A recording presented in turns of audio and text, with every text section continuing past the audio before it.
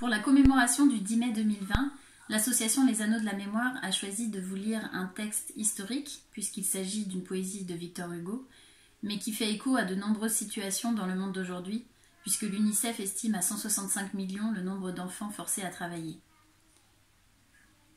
Où vont tous ces enfants dont pas un seul ne rit, ces doux êtres pensifs que la fièvre maigrit, ces filles de 8 ans qu'on voit cheminer seules? Ils s'en vont travailler, 15 heures sous des meules.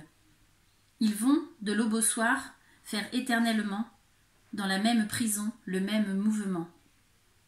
Accroupis sous les dents d'une machine sombre, monstre hideux qui mâche on ne sait quoi dans l'ombre.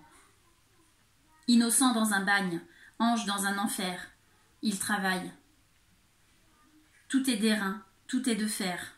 Jamais on ne s'arrête et jamais on ne joue. Aussi, quelle pâleur, la cendre est sur leurs joues. Il fait à peine jour, ils sont déjà bien là.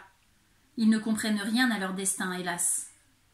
Ils semblent dire à Dieu, « Petits comme nous sommes, notre Père, voyez ce que nous font les hommes. » Ô servitude infâme imposée à l'enfant, rachitisme, travail dont le souffle étouffant défait ce qu'a fait Dieu.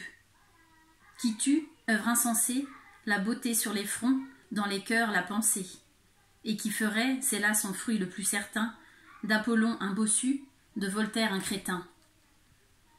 Travail mauvais, qui prend l'âge tendre en sa serre, qui produit la richesse en créant la misère, qui se sert d'un enfant ainsi que d'un outil. Progrès dont on demande, où va-t-il? Que veut-il?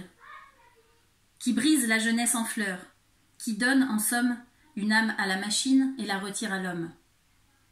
Que ce travail, haï des mères, soit maudit. Maudit comme le vice où l'on s'abattardit. Maudit comme l'opprobre et comme le blasphème. Ô Dieu, qu'il soit maudit au nom du travail même, au nom du vrai travail, saint, fécond, généreux, qui fait le peuple libre et qui rend l'homme heureux.